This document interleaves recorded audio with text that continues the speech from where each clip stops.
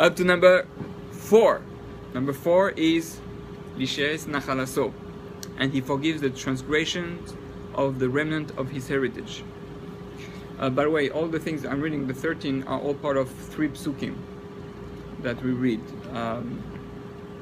Miel kamucha nusiamu ve'aval pesha lishes nachalaso lechazik lad apo ki chofet chesed hu yashuv yachaminu yachvosh amunuseinu.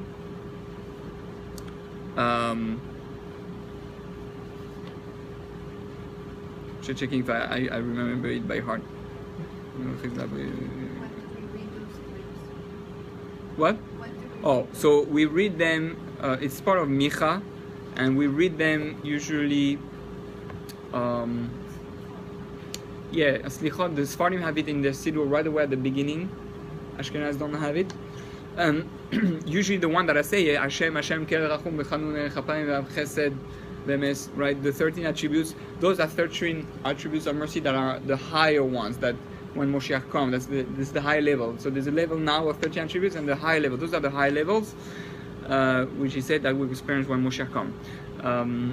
So when we say Tashlich, you see they are there. You see both, the higher and the lower level. Now, why especially Tashlich? It's a good question.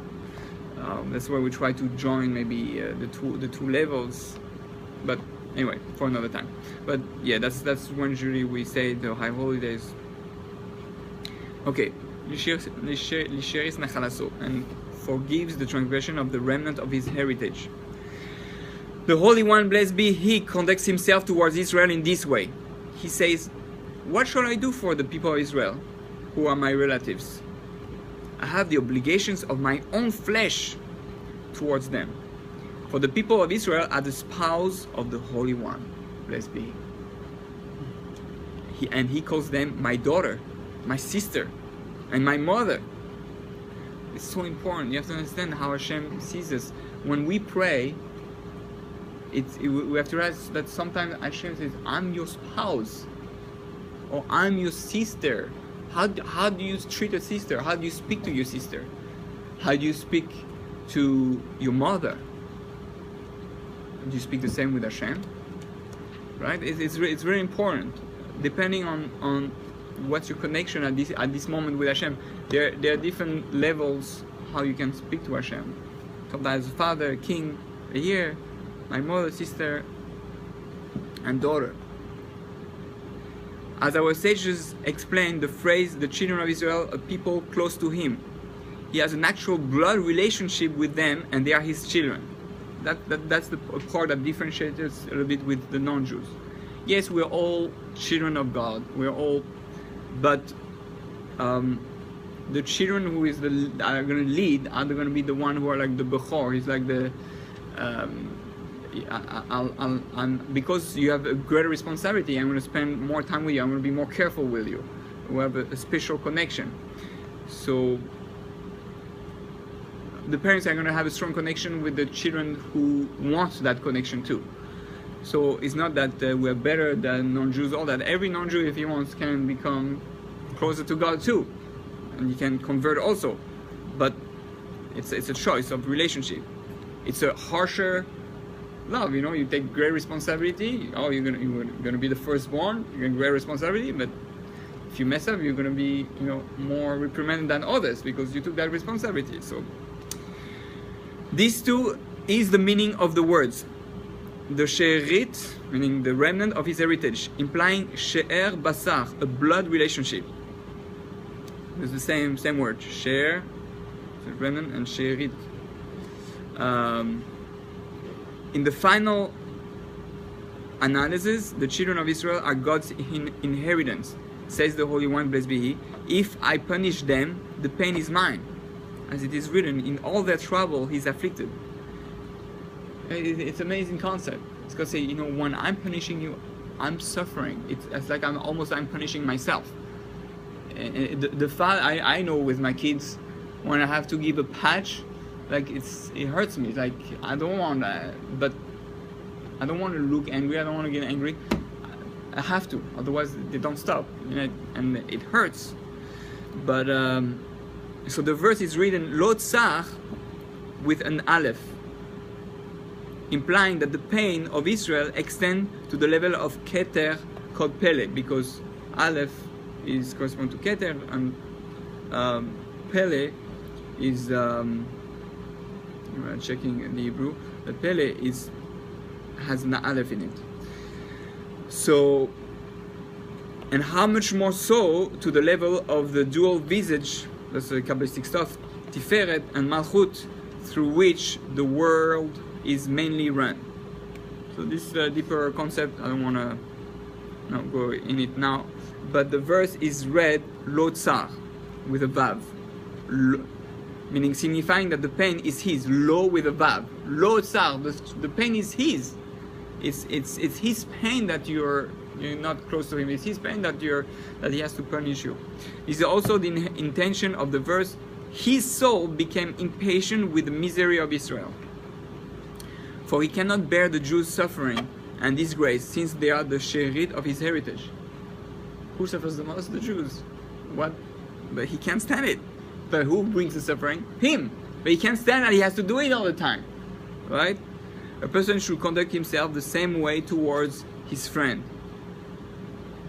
Since all the people of Israel are his blood relatives, being that all souls are united and each person has a part of all others. Yeah, this is so important, guys. It's and we have the same thing.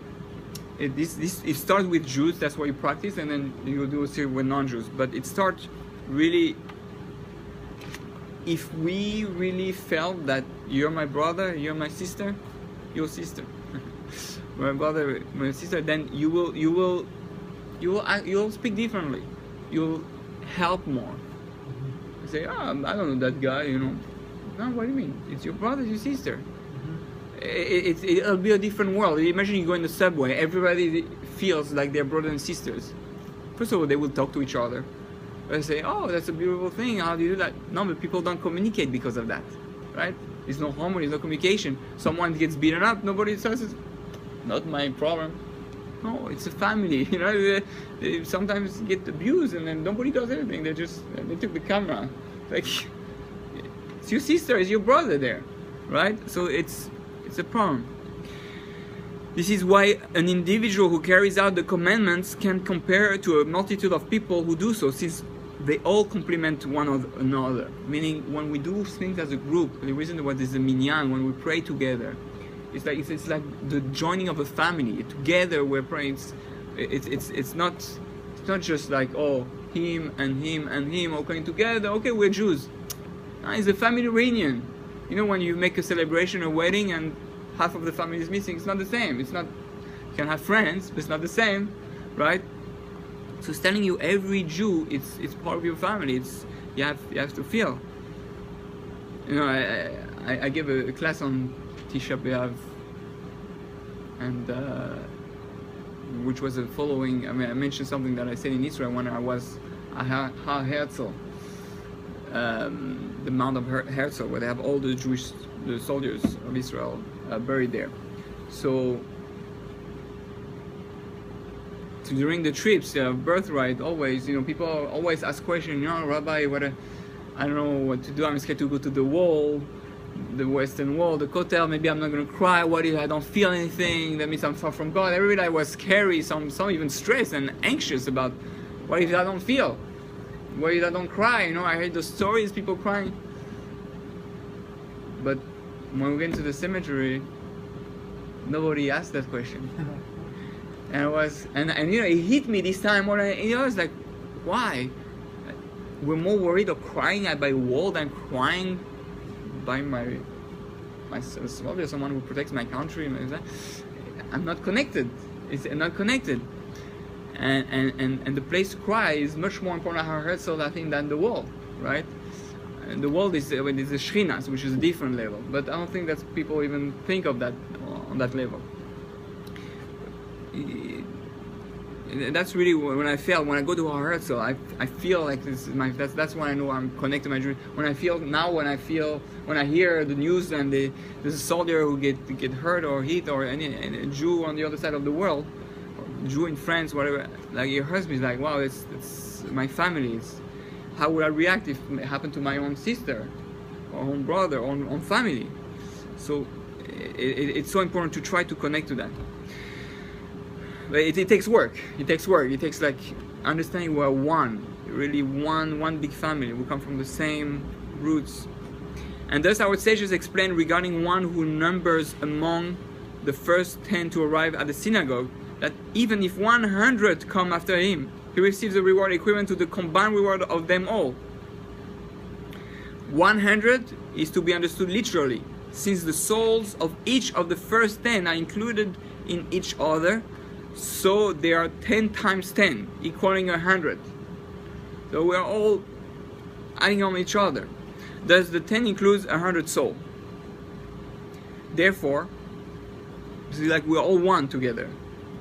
Therefore, even if 100 people come after one of the first 10, his reward equals all of theirs. It's pretty cool. This is why all the people of Israel are guarantors for one another. C'est Arivim זה לזה. Right? We have